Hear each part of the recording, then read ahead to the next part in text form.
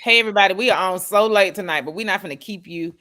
We see some people on they're doing a lot of nighttime moments. Now live moments on the men. We don't do a lot of other nighttime moments because we don't. Um, but you see our cash app, so we just gonna put it out there, just be blunt about it. So we just trying to finish up last week. But great news. I'm late, from working. And Zay is gracious because he got to go be with the children tomorrow. But like, it's a lot of big things happening for us. We just want the Lord. I'm gonna put it out there. We just want the Lord to put some money on it. So we're gonna call that out. But we getting to do stuff and be places, and so we thank y'all for supporting us. Zay is finishing up his dinner, but he gonna come back on. But we're gonna go back to where we were in the text, and we're gonna apply that principle thing. And then Zay already has what we are doing. I need about 2 weeks to get the guest on. I don't think it'll be an issue. I just want to make sure he gets some time to come on. So to announce, we're gonna finish talking about what we were talking about last week, because the principal thing really is wisdom. I hope that you guys were able to utilize what we talked about last week, because wisdom, she really will open doors. She really will. If you hug her, she'll open the door for you. Um, but sometimes, we don't walk in good wisdom. Um, we walk in ignorance. So we want to finish it out as we were talking about Elijah, Elisha, and how this wisdom text played into that transition, and move on to other pieces of that. But to make a quick announcement, hopefully in 2 weeks, I'm gonna put it out because he actually watches us. So but I'll put it out that we gonna ask um uh Prophet Cave if he come, because we really want to have a discussion about the prophetic. The reason we want to do it is because today I want to thank Dr. Parks. She supports us. We love you, dear. There was somebody, I don't want to call him a fool, but Zay, it's real tonight because we just gonna be raw. It's after 8 o'clock, it's after 9:30. There was a pastor that decided to tell people they need to ask for forgiveness and be delivered from depression. Let's no. So we want to and so we're not gonna teach that here. Not on live moments on the men. Because that is literally a part of your emotional palette if you're gonna have some sadness in your life. If there's something going on that you are depressed, is it situational? Is it something that's ongoing, which means it'll be chronic? Chronic is going to be major. Like, we're going to really talk about that, because not only is Cave a prophet, but Cave is also a mental health professional. So we want him on for both sides of the expertise. Him and Zay gonna have that hardcore conversation. I get to listen. I love listening to people who can explain really what the prophetic is supposed to do. Romans 14 verse 1 says we all should desire it, but everybody don't have the office. So we're gonna bring somebody on. So in the Bible, there are three instances when we deal with the prophetic. There is the gift of prophecy, there is the spirit of prophecy, and then that's the office of the prophet. If you and so when we talk about prophetic, and so we're setting up for, and I'm speaking in advance as a prophet and as one who the spirit of prophecy falls upon, that B Cave will come on, and I don't think it'll just be him. I really want to get somebody else that we both know, who went to church with you. That when I saw this coming together for prophecy, I saw B Cave, and if I saw B Cave, you know how that is because you know how I feel. And I saw our dear brother who has ministering to the ministers. And so you've gone silent, Margaret. We can't hear you, but I want to get those two because I think they'll be opposite ends of the spectrum, and then yourself and myself. But I want us to deal with. I want to put this out there before we get into what we're talking about tonight. Is that there is a spirit of prophecy, there is the office of the prophet, and then there is the gift of prophecy. And so some people have the gift of prophecy. That is their gift. And so they can go in, they can speak, they can say. Then there are some people who are sensitive to the move of the spirit, and the spirit of prophecy can fall upon them. And then there are those of us who operate because we operate in a fourfold ministry.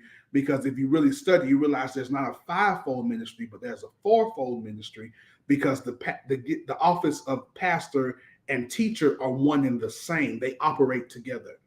Um, who operate in the office of pastor of excuse me of prophet, we all hear and move. The way God deals with me prophetically, I don't operate like a Brian Carn or a Prophet Todd Hall. I can't just command it. Margaret has been with me in times where it falls upon me.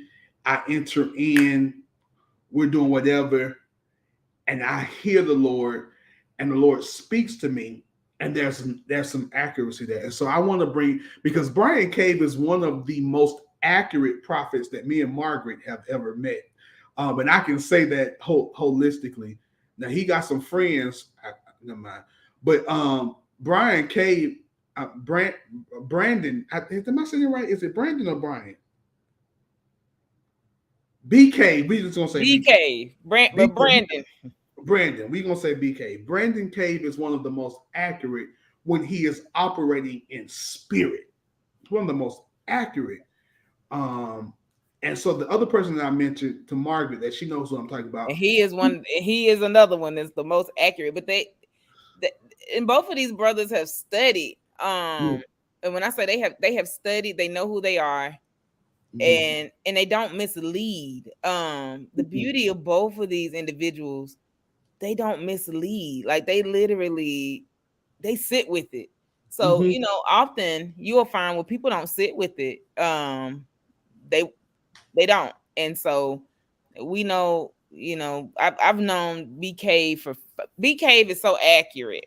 I almost want to put him on here tonight because we sit here dipping in, but BK is so accurate that he literally told me my letters, my professional letters, and ML Conley on Facebook doesn't have any of my letters on there. He told me my professional letters. He told me letters I would acquire. And then he told me I would have my practice. I laughed at him. And I was like, whatever, because I didn't see that, and I'm here. That's how accurate that man is. Like, literally call me out. He did not call me out. He did not call me out by my name. He called me out by saying LCSW. And I'm like, oh wow. And I just got my LCSW. So, and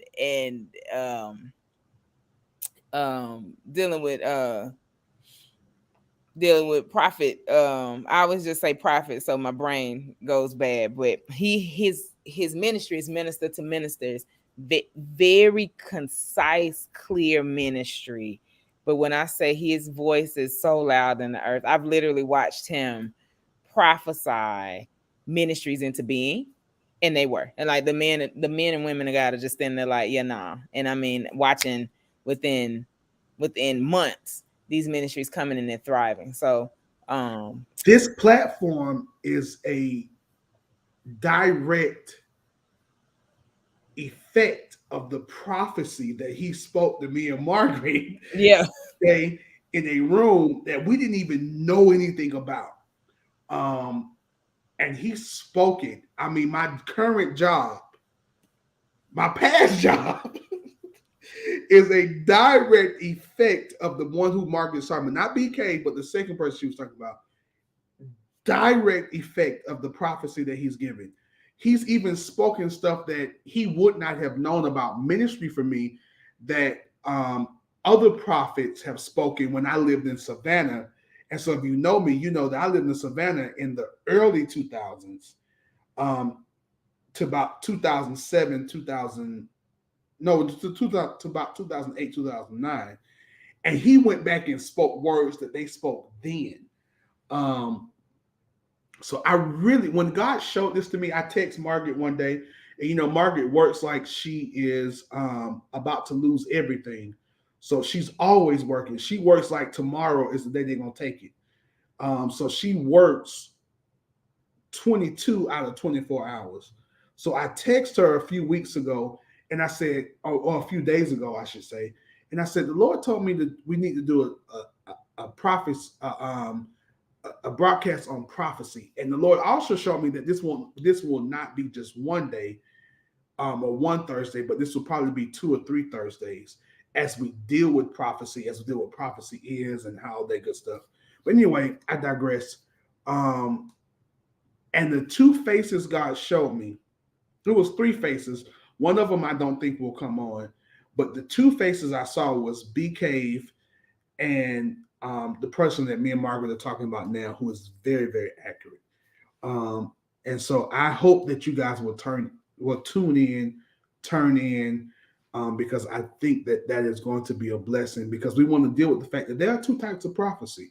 There is the foretelling and the foretelling. And with those 2, we're going to deal with foretelling prophecy, what is coming next. And I hope that makes sense to all of you all. But I'm interested. I'm excited because I know when Margaret gets happy, I'm excited to get into the night because I feel in my shundo that Margaret got something to bring to us. I feel like she's gonna try to put it down on me, but I feel like she's about to open something up, and we about to have a good 45 minutes because we ain't gonna go an hour because it's almost 10 o'clock. Um, about what she has to offer. So I'm gonna shut up and let Margaret. I mean, you don't have to shut up because this is gonna. I really wanted to focus on this tonight. I know we were doing a part 2, but the world keeps going while we while we come back each Thursday. So Atlanta, Georgia is a hotbed for politics right now. I didn't say Georgia alone because some people just seem to think Atlanta is the thing that wins elections, and we proved that we can. We proved we can win a whole presidential election for everybody. We did. Gresham Road, uh, Clayton County. I mean, we proved it. But wisdom, when we talk about being principled, right now everybody's sitting waiting on our senator race, and everybody's sitting waiting on Georgia's gubernatorial race. They're sitting, the world, like not just Georgia, the world is sitting waiting on this. And because of that, there's been some unwise things. I had to go find Noelle tonight and bring her on here. She probably asleep though. But I was talking, I had the privilege of talking with some individuals this week about wisdom and how we utilize that and how we access it. And we talked about it from a political space and a social science space. So, we have to be inclusive in ministry. And when I use the word inclusive, I'm not telling you to go out and build a whole gay ministry because some of y'all not called to that. Y'all damage more people than you think you're helping because you'll preach the wrong thing. When I say inclusive, I'm not saying that you need to include everybody into what you're doing because, again, some of y'all not ready for that. You'll go out, damage some folks. But inclusivity in ministry does not mean that you exchange. It doesn't mean alone that you exchange he for she and they. It doesn't mean all of that. What it means is that you are able to include everyone in their gifts into the body of work that you're doing. That even means looking at it from a different standpoint of disability, maybe. Which one night we're gonna talk about that. I hope I can get him. He real busy now though. He famous. The autism pastor who's in East Point, amazing guy. He's a part of my cohort. So he is. Oh, okay. Yeah. Oh my God, he is part of your cohort. That's my dude. I love him. Yeah. So, it includes talking about invisible disabilities, not just mental health. You have a lot of people walking around with autoimmune. They look like they fine. So I'm going to see, can I get my girl on here to talk about that and speak to some work from Emily Towns? Because we seem to we don't include that. Well, this is a part of wisdom. So we talked about the first part last week of wisdom and what that looks like and all that get understanding. Well, this is another space of getting understanding and making sure that you protect that heart space, because we begin to hurt people when we don't protect our own heart, and our spew isn't healthy. We start to neglect pieces of the body. We start to leave things out. So last week, Zay was able to tie beautifully Elisha and Elisha's story. And so, but I want to go back a little bit more with Elijah. I did. I took this time this week to go back and I realized his call narrative was he literally just came out the gate talking. We don't see his connections to anything but prophecy. So all of this wrapped up word inside of him, wisdom comes with getting this understanding, and also wisdom comes with heeding to the Father's word. So we always want to say that's God. Again, Hakma is female, but what it's saying is, what connections do you have that are feeding into you so that you can follow them?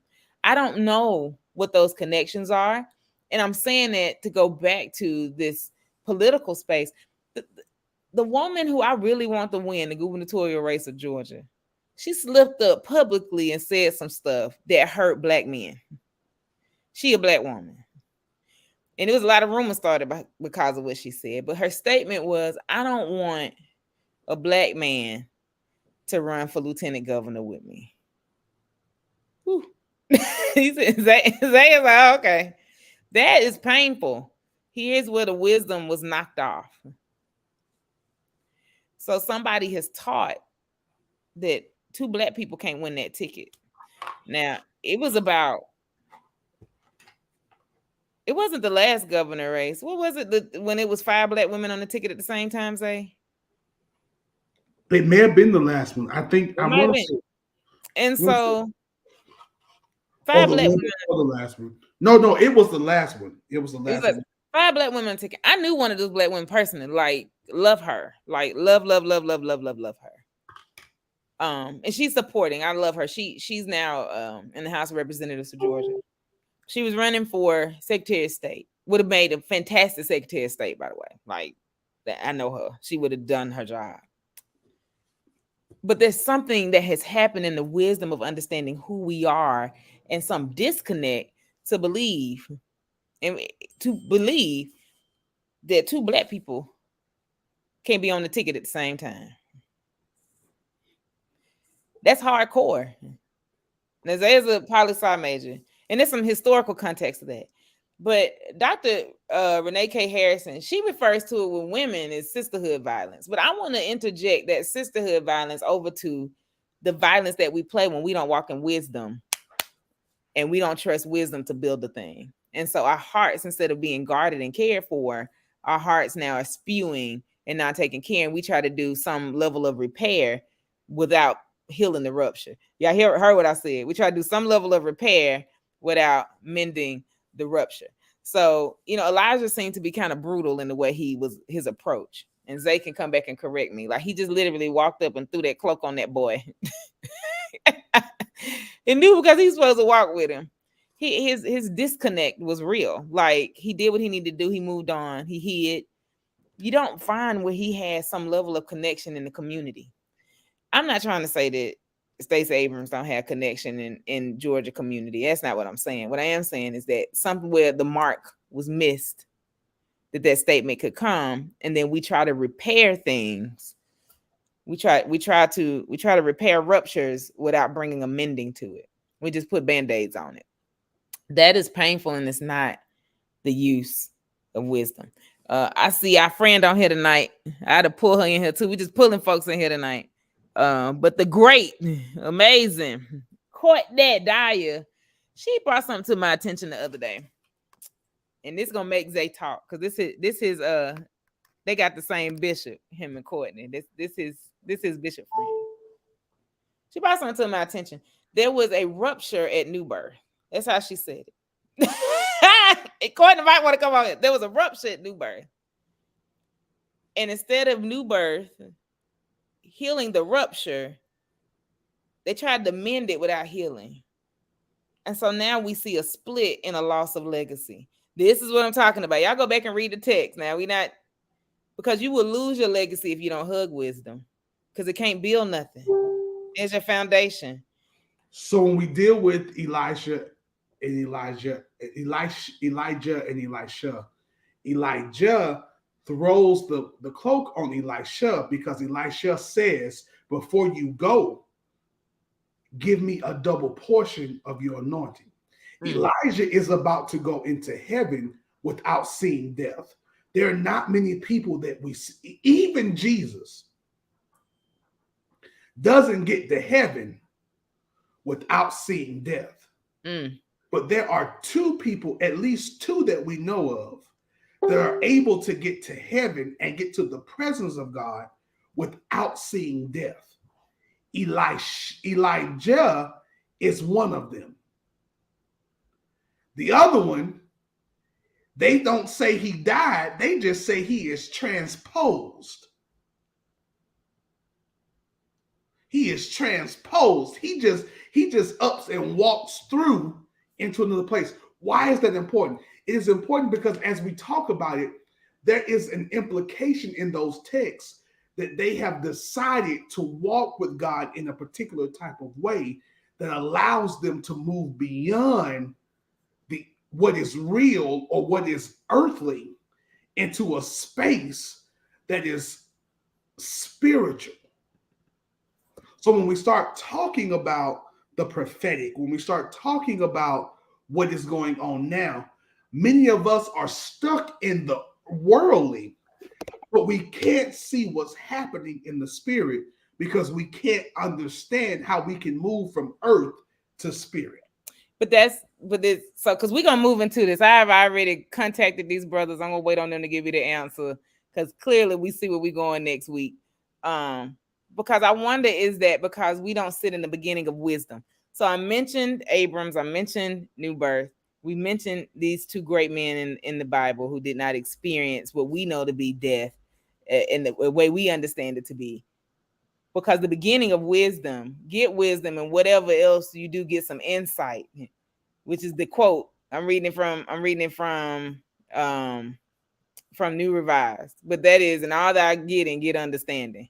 Where's the insight so that we'll know how to move prophetically through spaces, and we'll know how to build relationship with God that's going to be able to, for people to see this beautiful crown to be bestowed on us, so that embrace of wisdom so that it can be seen and it can move and we can go. So we got excited last week because we talked about how you embracing wisdom is going to allow your steps to be ordered and allow you to grow. It's going to build some stuff for you. It's going to path out some things for you. And so, looking at these spaces, hey, Lee, looking at these spaces, what does that look like when we can use wisdom? Because there are a lot of people who are standing in places tonight. We got on joking a little bit, but that literally, we know people who get on here every week. And this is how they make their living, because they use the gift they have and they monetize it. I don't know if that's wisdom or not, but whatever it may be, they're utilizing it. Now, what I do know, because they say he don't walk like Brian Corn. I do know Zay walks in a space of insight, which means his wisdom informs the prophetic. The wisdom of Elijah was able to inform who was going to be the next three people to follow after him. It wasn't just Elisha. Go read that text. It was two kings and a prophet that followed after him. Even Jesus walks after a particular prophetic anointing. So what I feel like today is setting up, for those of you who are wondering where we're going, is that wisdom is connected to the prophetic. What we're setting up is because when they talk about Jesus, and the other person I was talking about was Enoch. So Enoch and Elisha. But when we talk about Jesus, Jesus is compared to Melchizedek, which we've already discussed on this platform multiple times. Jesus is considered Melchizedek, but what we don't realize is that Jesus is only considered to walk in the order of Melchizedek because he is a descendant of David. David walks in the order of Melchizedek because David operates as priest and prophet. David puts on the vest, which had the 12 rocks, which represented the 12 tribes. And when David needed a question, he would put his hand in, which only the priest wore. And so because Jesus is a descendant of David, he now walks as Melchizedek, who is the king of Salem, but who is a descendant, or who walks in the Judaic, Jewish principles, Jewish ideal. And so when we look at this, is that wisdom allows us to see further down the road. because wisdom is the application of truth that we see, which opens doors. And so when we walk in the prophetic, we're able to see what we cannot see because it opens up the doors because we're able to apply what we have learned. I hope that made sense. It makes sense. Oh my God. So again, the examples I gave, normally we don't say names, but y'all need to know the context of where we are. I truthfully believe that Stacey Abrams has every opportunity to win. But when we are infused with pain versus infused with wisdom, we may not open the right door. So when wisdom is not the thing you hugging, but facts. I don't know what Lee meant by literalism, but literalism is this. Like in the case of what I'm saying, literally we find that past teaches us that this can't happen. But to say it out loud and to move away from possibility might cost you something. It might not open the door that you need to be open. Going back to the example about the church, again, we know that the example of what they accused somebody of, they wanted the very opposite of that.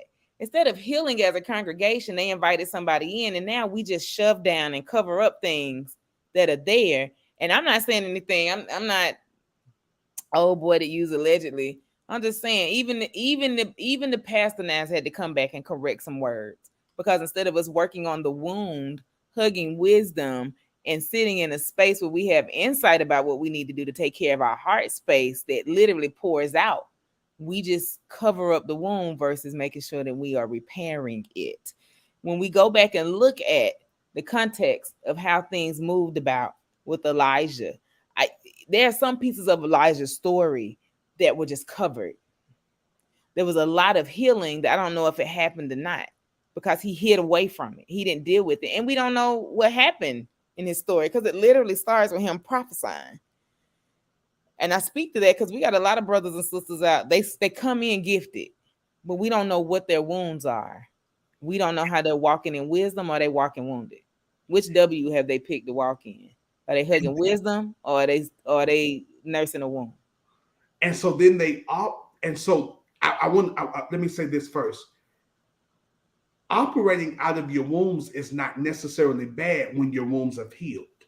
Because Jesus operates out of Jesus's wounds, and Jesus will ask us when we get to heaven, in the words of Dr. Alan Bosak, to show me your wounds. Show me your wounds. Thomas only believed that Jesus was Jesus when he saw the healed wounds of the cross.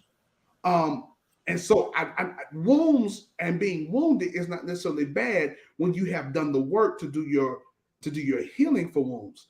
The other aspect of that is that we have a lot of brothers and sisters who are operating in the prophetic or trying to operate in the prophetic, but they have not done the work to live and to work outside of the gift. And so what we have is we have broken people operating in a spiritual gift that can consume you if you're not operating and if you're not operating out of a place of wholeness. And so you've got to know who you are and what God is saying to you so that you can operate in this gifting and in this space as the prophetic. And so when we see this, because we can become so consumed with the gift that we miss the giver of the gift. So yes, there are some prophets who can tell you your address, but are they really telling you what God has said? Or are they pimping the gift so that they can get from you what they need for their own sustenance? I hope I'm speaking in a place that is logical and makes sense. And so, as one who understands the prophetic, I understand that the prophetic, there is literally a veil and an access that we must have to operate in the prophetic. And by the way, one person confirmed. Y'all get some of this lesson next week. It's gonna be so real though. Uh, we got Cave waiting on There the other is person. there is a veil that you must walk through and you must move through in order to operate in the prophetic. Now, I had this conversation earlier with my mother. For some of us, it takes other things to help us to move and to process beyond the veil. For some people, it takes drugs, whatever your drug of choice is. For some people, it takes alcohol. For some people, it takes sex. Because to move beyond that veil requires a yielding that many of us are not able to do because of what we carry as we go before God.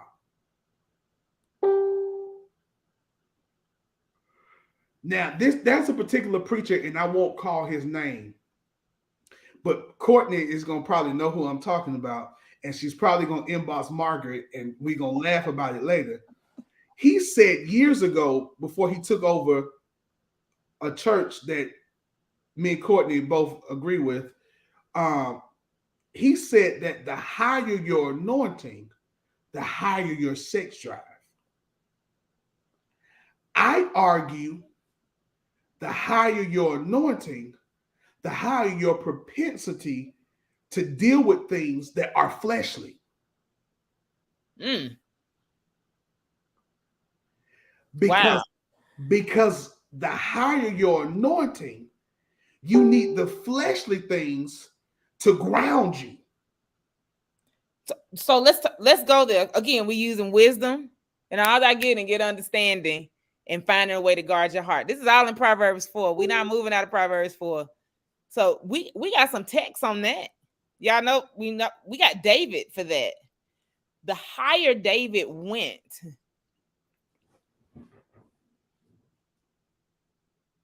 the The more higher your sex drive. the higher his sex drive, the higher David went, the more things he encountered with flesh issue. So, and not to say the more he encountered with his humanity, the higher he got, so it could ground him to the point. And when we say sex drive, David raped somebody and had their husband killed to cover up a pregnancy that ended up failing. We've never ever really, I've never heard a preacher preach about the pain of Bathsheba, but we consistently talk about that sack and ash that he sat in, that sackcloth and ash where he was crying because it brought him down. Because the higher he got in that royal prophetic space, he instantly went into moving out of understanding his humanity. Each time he hit a space, each time when it came down to him and Abigail, he got mad because this drunk man said, "Now I don't know. I ain't finna thank you for bringing somebody home. You should just made it home anyway." David got hot. He was planning to come and kill him. Nabal, y'all go read it. We And the don't. man, David was finna kill him for not honoring him because again, we got to get down. You still human when you walking in spaces like that. Have insight. We don't deal with the fact that when David is an old man, we laugh at it. I've heard preachers laugh at it and joke about it, but nobody really deals with the fact that when David gets to be an old man, they put a young virgin woman in his bedroom and says, if he is dead, he won't touch her. But if he is alive, he will take her. Mm. This is the same David who operates as priest and king and prophet. See, before David operates as king, Samuel has, I believe it's Elijah, who comes and tells him who's his next one. You don't really hear about another prophet coming to tell David anything because David has access to the prophetic. Because David puts on the vest and he would put his head, because let's understand this. There were 12 stones on this particular thing that the prophet and the priest would wear, and David gets to wear it. Only the priest and the prophet would wear it, and they would put their hands inside of it, and they would beseech God. That's the King James word. Beseech God on what to do, and as they would beseech God, the stones would light up to tell them the direction and the course to go. David does this, and he is the only one. Even Jesus doesn't get to put on this particular garment. I wish y'all would hear that, because y'all, even Jesus don't get to put on that garment. But Melchizedek gets to speak as God. David gets to operate God as God, and then Jesus gets to live as God in the prophetic. This boy teaching tonight. So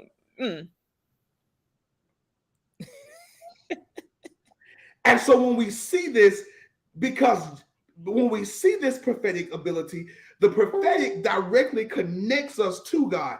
And so Jesus becomes the first son, or the only begotten, which means the uniquely birthed or the uniquely given son, because he gets to become the fullness of who God is. That's why when Jesus speaks, everything he speaks must come, which is the prophetic. So that when a true prophet speaks, everything that the prophet speaks, God must honor, because they're now operating in this Christ and Messiah motif that Jesus said, I am the first of the sons of God who will come, because I'm the only begotten, the most unique, the first of those who will come after me.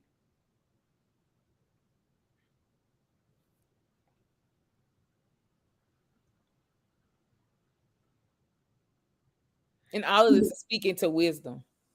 And all this is speaking to wisdom, because there is no prophetic without wisdom. Because literally the prophetic allows us to see what is coming and to apply it, which is wisdom. Wisdom is the application of knowledge.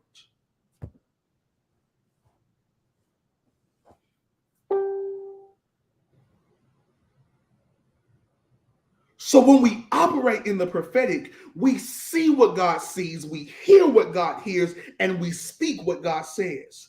But we do it in a way that is application. So yes, there may be some people who can hear God, and God will tell them your address. God maybe will tell them your cell phone number. God maybe will tell them, but that is not the only way the prophetic is. Prophetic is, I walk up to Margaret and I tell Margaret what God said, and because she is a child of God, it confirms whatever she's already heard. So let's stay right there. And Zay was with me one night, and I really, God knew what I needed. I hadn't told anybody. I was struggling, so that I could hear Xavier. God showed Zay something from my past. I mean, it way back. Like and the funny thing is, the next day, my cousin posted a picture of me in the dress. Zay talked about an Easter dress I had when I was 5 or 6. I mean, described it to a T. He had never seen this picture ever. Like, but I was dealing with grief from my grandmother, and it was causing me to not do well in seminary at the time. I literally still hadn't finished that paper, Zay. Dr. Braga was like, you just took this F, and I said, for fantastic, because I wasn't gonna finish. But it was so bad. I started failing all of my classes. So Zay is sitting with me in the car. We went to get something to eat. I was laughing, giggling, whatever. Zay starts talking about this, but it was to pull in the trust for what else needed to come. At that moment, I knew the connection that God had made with Zay about what God needed to tell me. And that was amazing. Let's put that in context. I didn't know of Margaret, and Margaret didn't know of me until we were both in our 20s. Mm-hmm. Margaret was in her late 20s. I was in my early 20s. Were they early though? I was in my early to mid 20s. Margaret was in her late 20s, early 30s. You know, she's older than me. And what the Lord showed me happened when Margaret was a child. So because there was no way earthly possible, I would have known that. Because at that time, although Margaret's mama says I'm her other son, and we'll talk about that later one day, I had not been in the house for me to see those pictures.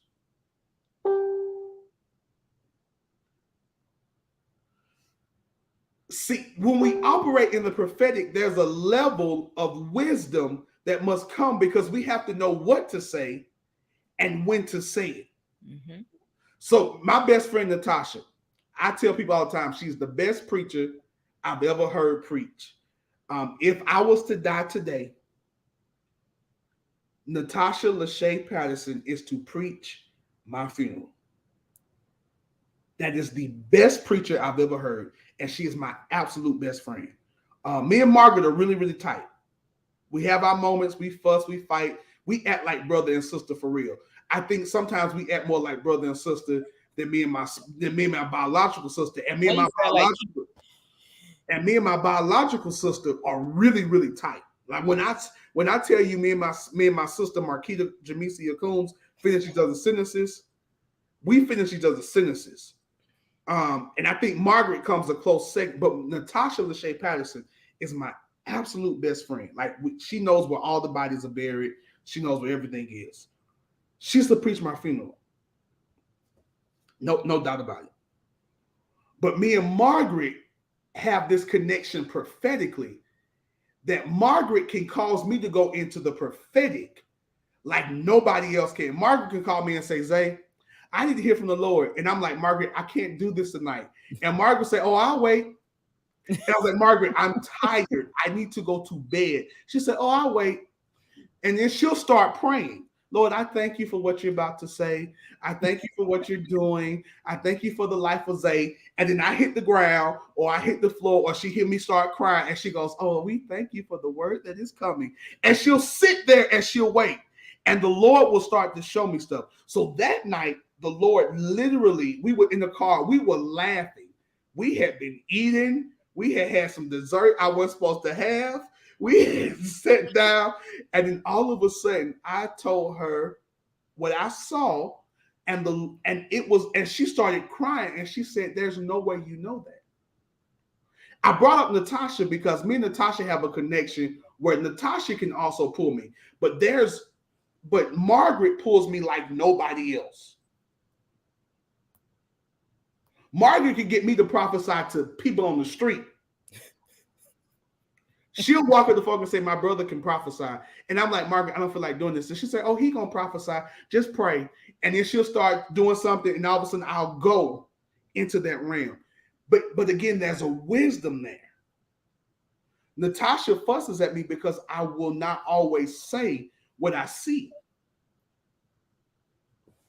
Because what I've learned is there's a wisdom. You cannot always say what you, sometimes as a prophet, what God shows me is for me to pray for.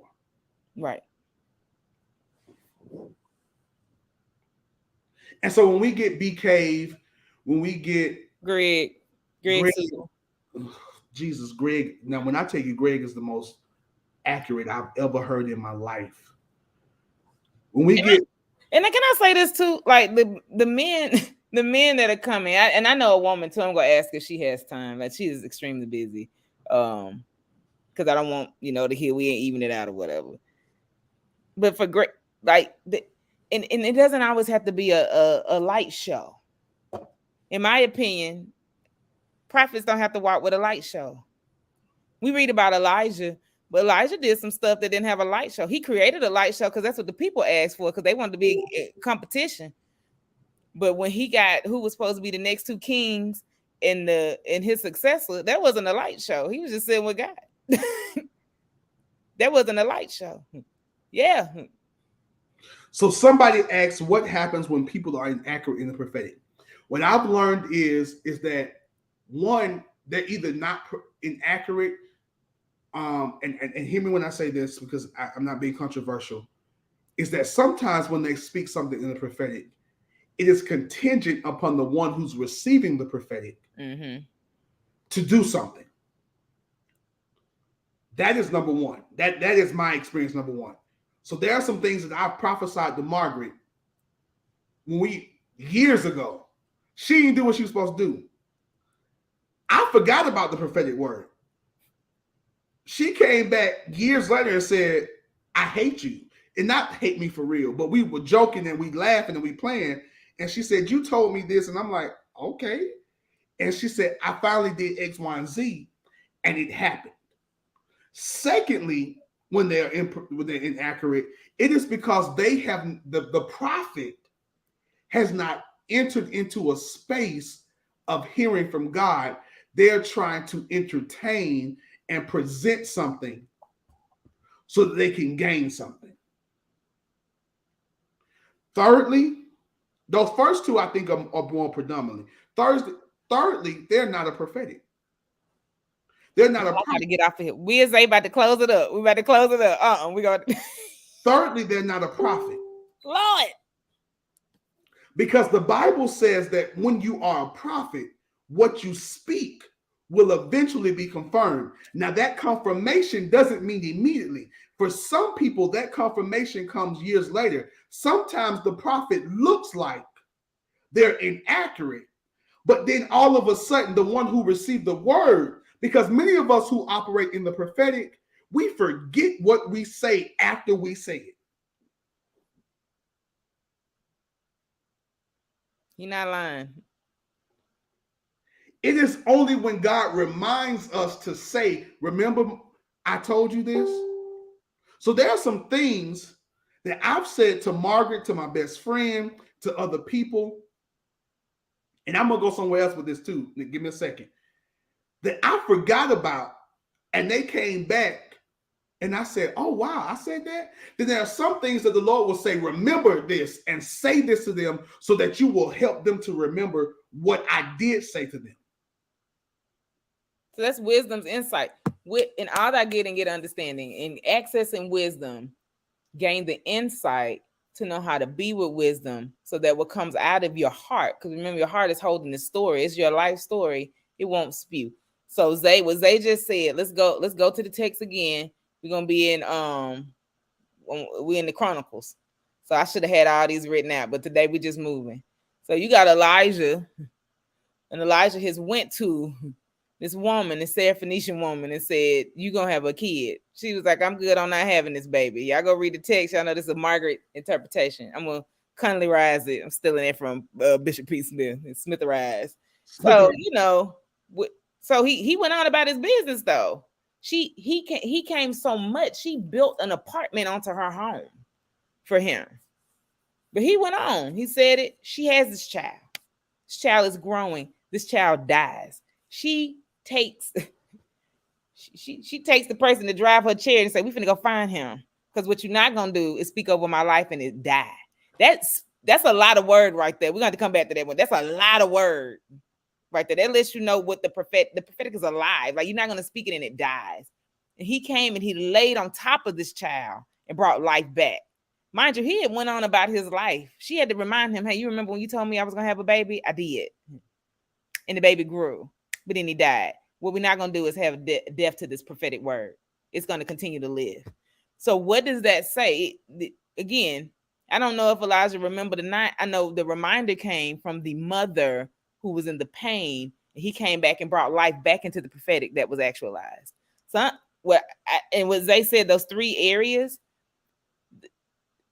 a prophet, someone who's walking in the prophetic, and someone who walks in the office, these two spaces, they're going to speak stuff and it's going to be some life on it.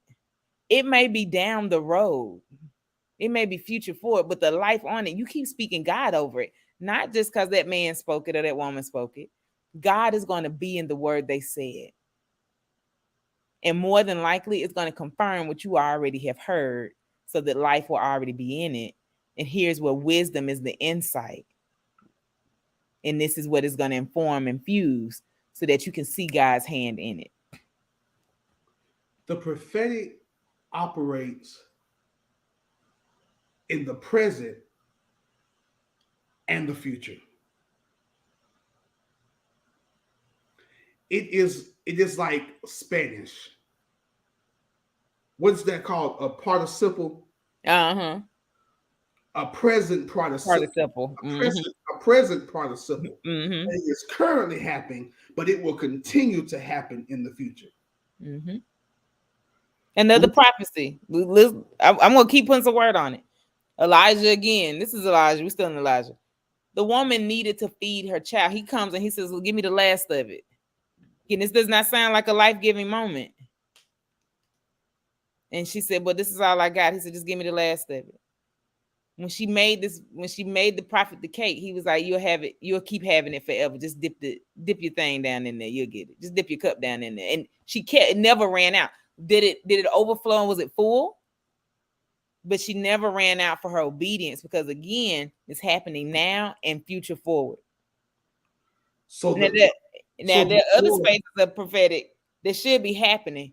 Now, if the prophet tells you to bring enough vessels for the oil to never flow, and you only bring so many, eventually the oil stopped flowing. That's another space we find with Elisha, pouring the oil. He said, bring all that you can. They brought what they could find. Now bring all that you can. Call your neighbor in them. So sometimes we can stop the flow of the oil because we start to doubt that which is there. Again, you're not having insight on the wisdom of what's being said to you. And we're not living out of that heart space. So here's some doubt that creeps in. There's where that humanity runs into it, in my opinion. I'm going to say this. The prophetic is hereditary. Oh. There's a spiritual heredity and then there's a natural heredity. But the prophetic passes from generation to generation. Elisha was not Elijah's biological child, but because Elisha submitted to Elijah, Elisha got the double portion of the prophetic that Elijah had. If you find a prophet who is not submitted to anybody, they are not a prophet of God. So you can't give it all away next week. We're gonna have this pedagogy of prophecy. That's what we're gonna name next week. Because the prophetic is hereditary. And so those who know me personally know my spiritual pedigree, know my spiritual prophetic order. There's 2 people, 3 people I believe God called me to flow from, and that allows the prophetic to flow in my life.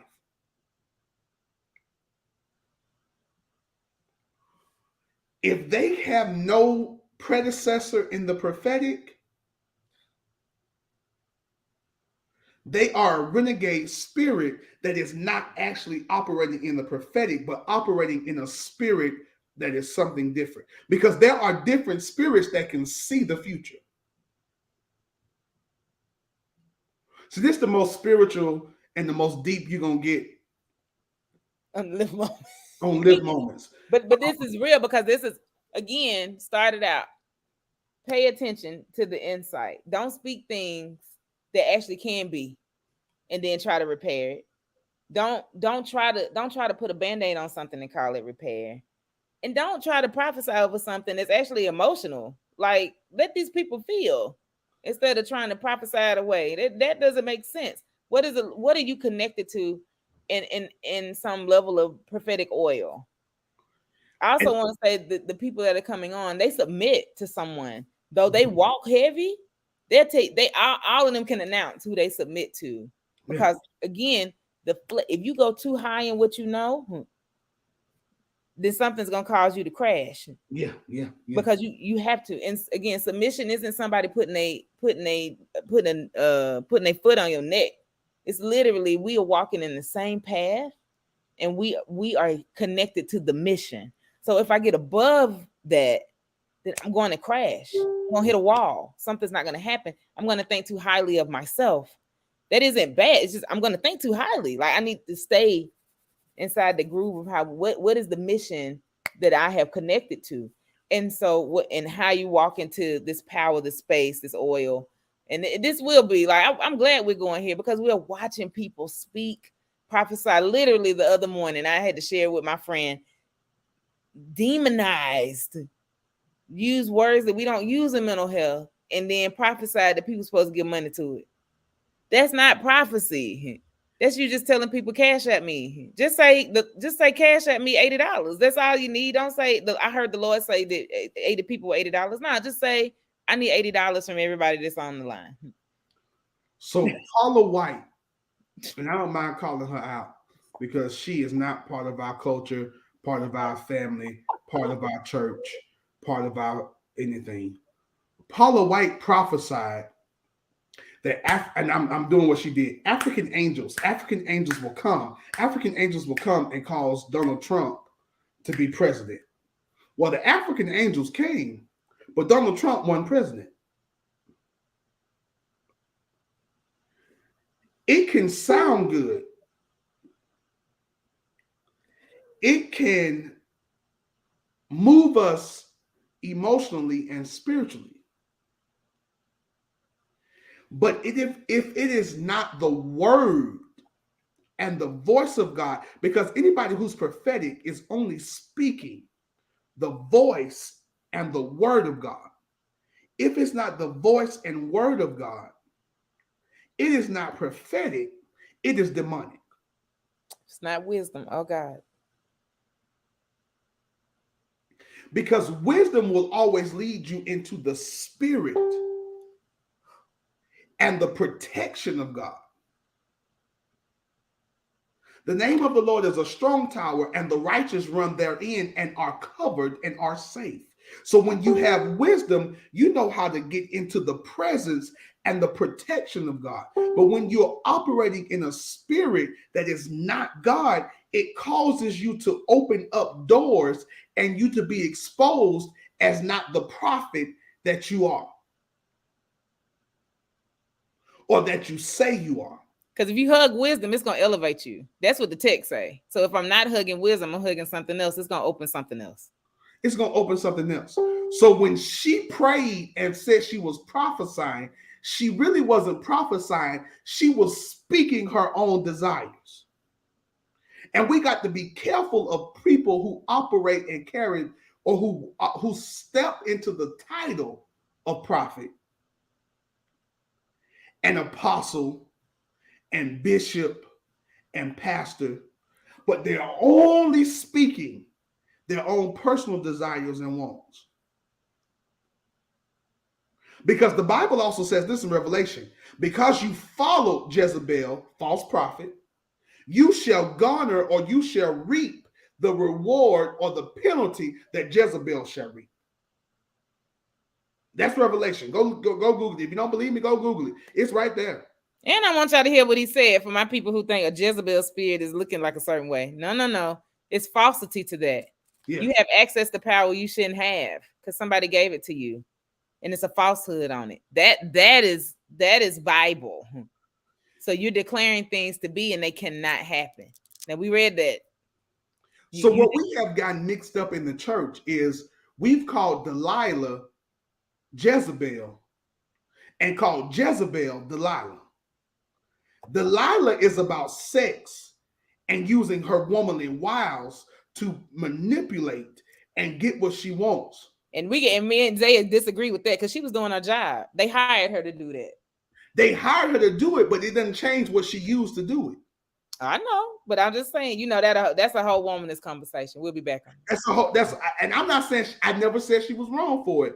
I just said what she was and what she did. Jezebel, on the other hand, attaches herself to people who are in power so that she can usurp the power and use their power for her own benefit. So she married the king, and the king fell in love with her, and the king gave her his power so that she could use it, because she was the daughter of Baal, or the granddaughter of Baal, who had become a god in the un-Jewish people's view. And her name literally translates into the unexalted one. So Jezebel was unexalted, but she knew how to connect herself to those who were exalted so she can get their power. Delilah knew how to use what she had to get what she wanted so that she could complete an assignment. And so many of us are rebuking Jezebel when we should be rebuking Delilah. Many of you are sleeping with Delilah, calling her Jezebel, and you wondering why you ain't got no power. And the truth is, you're not accessing wisdom. Because if you had wisdom, you would know who you was dealing with. You have insight. And you would apply it. Because again, I'm going to keep saying, the definition of wisdom is the application of knowledge. Because many of us got knowledge. And in fact, the word of knowledge is a gift. The word of knowledge is a gift. Many of us call that prophetic. It is not. It is the word of knowledge. But we lack the application of the word of knowledge, so we have no wisdom. So we know y'all hanging out with us tonight. We done hit this hour. Now this should be wisdom to come back next week. We have confirmed. I'm pretty sure we will confirm the other because we're taking wisdom into the prophetic. This probably will be the high moment that y'all been waiting for Lift Moments on the Men. This does not take us out of it being practical, and it does not take us out of it being processed. If you heard what Zay was saying tonight, the practical application is understanding the definition of wisdom, which is the application of knowledge. You got to apply it so that you can be wise in it. Hug wisdom, because that will elevate you. Some of us might have to pay attention to what we're stepping in, who we're stepping with, and how we're stepping out. Is it wise? Do I have insight about where I'm going, and am I getting understanding? And is it going to affect my heart space, or what flows out of my mind that is the issues of my life, or that is my life source, as it says in one version? What am I stepping into? How am I moving? And then what am I connecting to that's feeding me? What is speaking into me? Is it wisdom that translates into movement? Or is it just words that are glossed over, that are easy to say?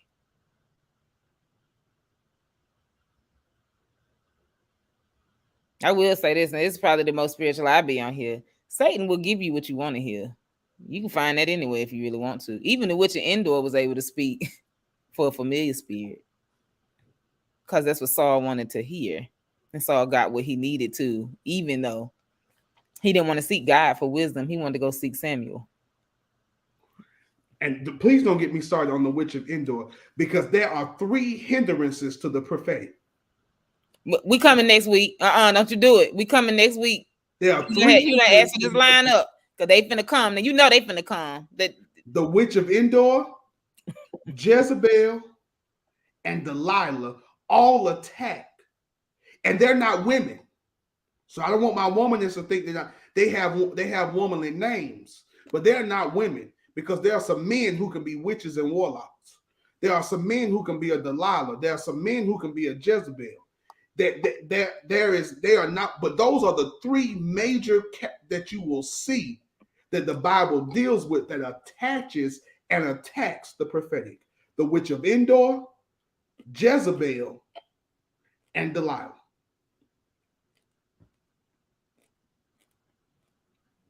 Now I hope BK will, because when BK get on, I'm gonna shut up, because now I operate in the prophetic.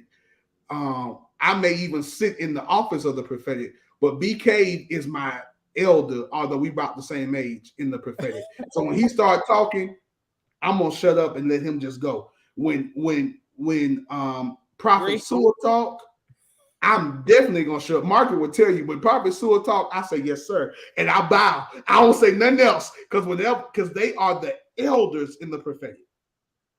But what I do know, and what the Lord showed me in the Bible, there are 3 major attacks to the prophetic: the witch of Endor, Jezebel, and Delilah.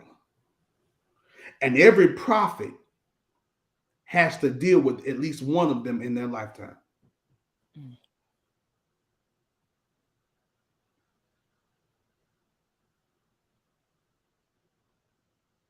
Everyone. Because see, the witch of Endor will emulate the gift. Jezebel will attack the office.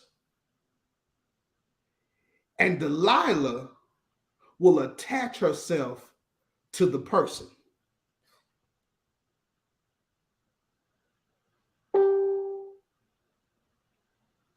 And so some of us got some folk who are attached to our personhood because we are prophetic. Some have attacked our gift because we are prophetic. And some have attached themselves to our spirit and our words because we are prophetic.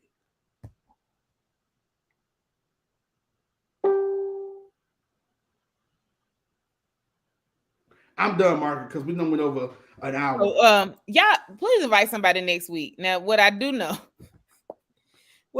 about my brothers that'll be on here next week is that if they see something, they're gonna say it. They're not going to. And I don't really pump up prophets because I think that's crazy. Because if you walk in and then you know who you are, it speaks for itself. It shows up. But I know when they see what they see, they're gonna say what they say. And I've seen all, including Zay, I've seen all three of these brothers move. Like, I mean, and again, not a light show. I was sitting at a dinner table with Greg, and he literally prophesied my church. And I said, oh my God, like down to what it would do, how it would sound. He was all but one name off from my church. He's like, it's gonna do something for the community. It's gonna be a community church. That's what he said. This was 6 years ago. He's like, it's gonna be a community church. That's all he said. He said, but that's what you need to know. Common community. Like, listen, like and went on and ate his meal. That's what he did. He went right back and ate his meal. He didn't stop the plate. He's like, let me just finish eating. So so come ready. BK made me angry. Margaret can tell you, he angered me. You hot. I was 57 hot. I mean, I was a Civil War cannon hot because BK told me you trying to operate in the grace of the prophet, but you have not walked in what God has called you to walk. And I wanted to grab his little behind. But as I have gotten older,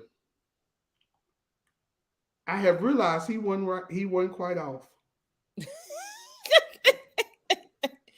So y'all come next week. And if you come, I do say this.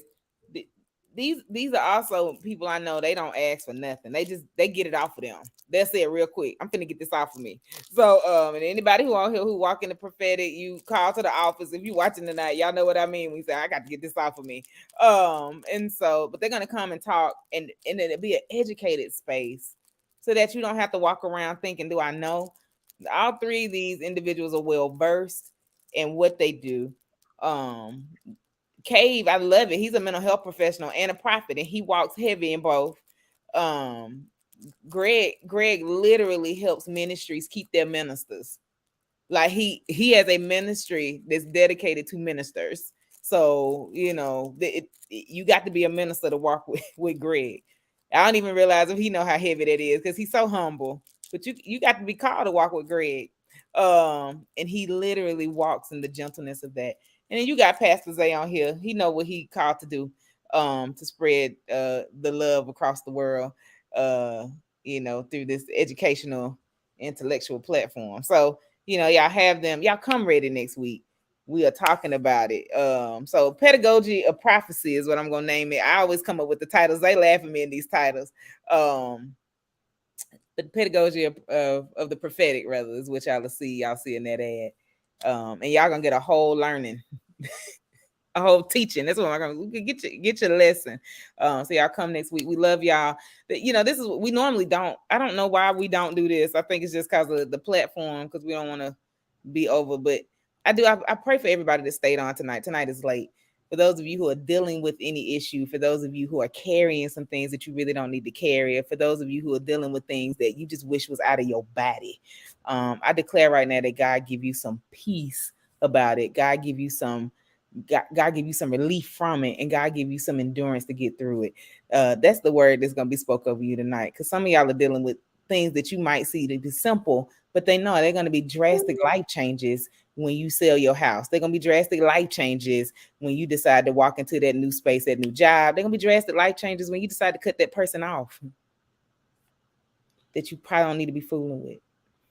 So, All I heard, Margaret, as you was talking, was there's a 30-day turnaround. mm, That this last quarter will make up for the first three. And in this last 30 days, there is a seed that must be sown wherever God tells you to sow it. But as you sow, and Margaret, no, I don't talk like this, but as you sow the seed, everything that has been held up for the first three quarters is about to be released in the last one quarter. And that it will not just be released, but there will be a complete breaking of cycles and chains in the last year for those who stayed on, those who tune in and watch to the end, and who sow where God has told them to sow. 30 days. Last time I prophesied this to a church, it was everybody looked at me like I was crazy. But one woman said, Pastor Zay said this, and I wrote it in my Bible, and it happened. It happened just like I'm telling you. I hear it clearly. The next 30 days, when you sow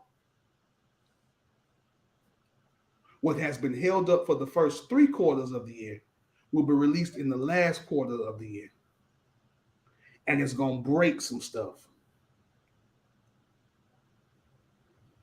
I'm not telling you how much to sow. I'm not even telling you where to sow. But God has spoken to you where to sow and what to sow and how to sow. It could be time. It could be effort. It could be money. It could be a combination of all of that. But when you do what God has called you to do, this last quarter is going to make up for the first three quarters.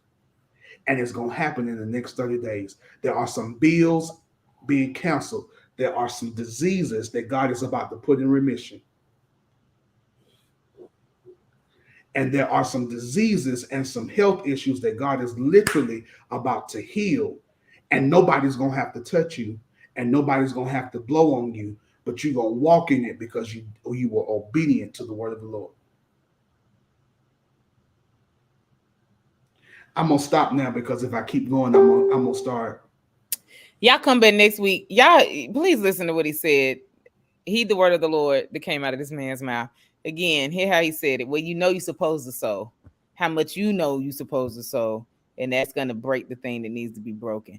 Y'all be blessed tonight. We're about to get off of here. We'll see y'all on time next week with our guest. And y'all be ready because that's going to be longer than an hour.